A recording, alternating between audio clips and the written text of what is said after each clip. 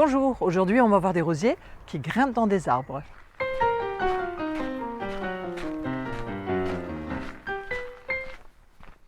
Bonjour et bienvenue.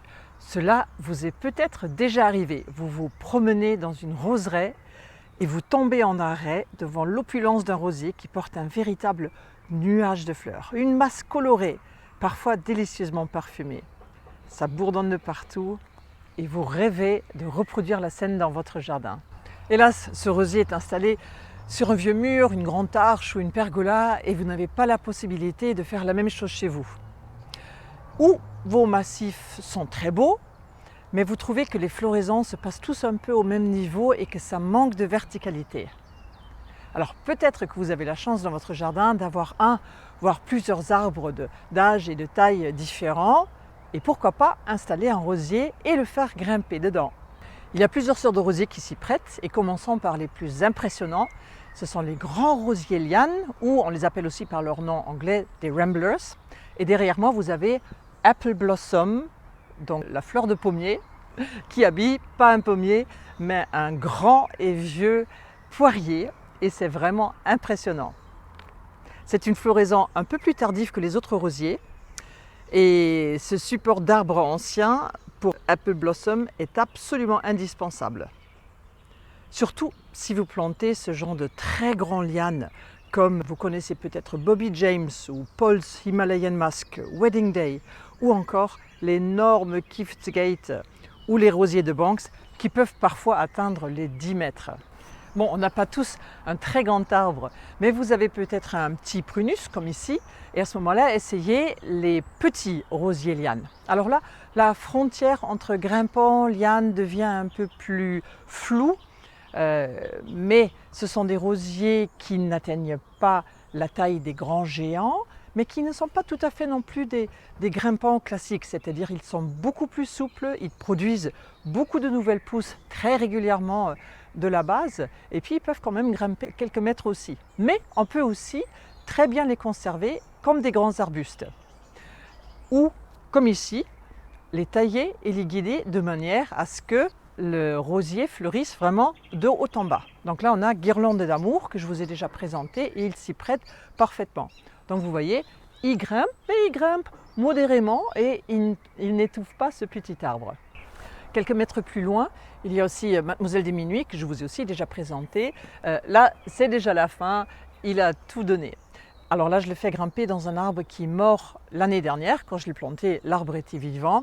Mais en attendant, je me dis que le rosier habille cet arbre mort. Alors je vais voir comment les branches restent solides. Si elles deviennent trop cassantes, il va falloir que je trouve une autre solution. Donc on verra.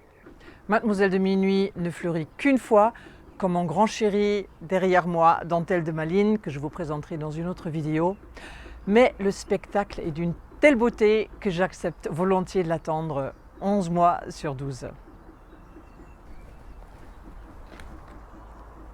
Mais heureusement, il y a des lianes qui refleurissent avec joie, comme par exemple Guirlande d'amour et Albright Rambler. Et ils ne mettent pas toute leur énergie dans la folle croissance comme leurs cousins géants, et ça me plaît beaucoup.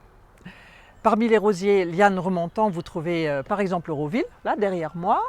Il y a Open Arms, il y a Madame Solvay, il y a Rose Bonbon, il y a beaucoup de choix. Parmi les rosiers lianes, vous ne trouverez pas facilement de grandes fleurs très remplies, mais je peux vous conseiller Albright Rambler, derrière moi, qui a tout du charme d'un rosier anglais. Et en plus, il arrive à pousser dans une situation plutôt ombragée. Vous pouvez le conduire en très grand arbuste, comme Guirlande d'amour, ou bien le laisser courir alors sur un support, n'importe quel support, ou dans cet arbre. Mais n'essayez pas de transformer un des grands rosiers lianes en rosier arbustif, parce que là, vous allez vite le regretter. Il formera plein de pousses qui vont courir partout dans vos massifs et c'est complètement ingérable. Dans un autre endroit de mon jardin, j'ai planté au pied d'un mûrier un rosier qui a été plutôt vendu, pas du tout comme un liane, mais comme un petit grimpant ou comme un grand arbustif, et c'est Himmelstürmer, un rosier allemand. Mais il a beaucoup de mérite parce que ce mûrier, quand ses feuilles sont vraiment complètement développées, elles sont énormes. Et donc il y a beaucoup d'ombre.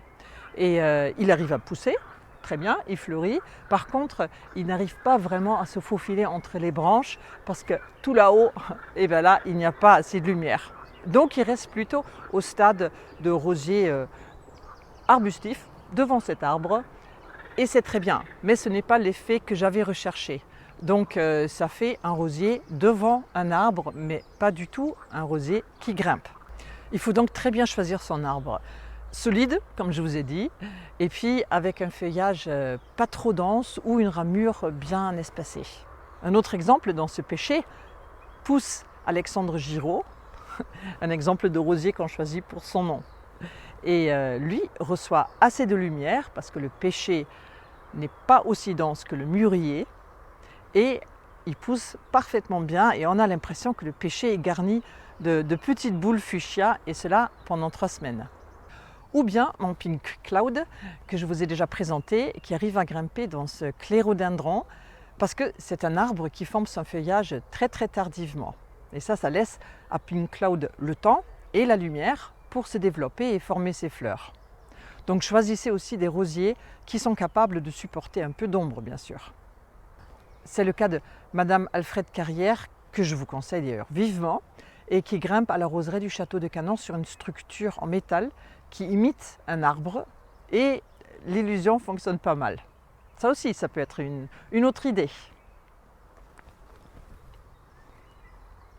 La plantation d'un rosier près d'un arbre doit être faite soigneusement et la cohabitation bien préparée. Mais ça, ce sera une autre vidéo pour cet hiver.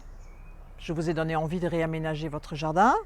Parfait, que cela continue et bon jardinage!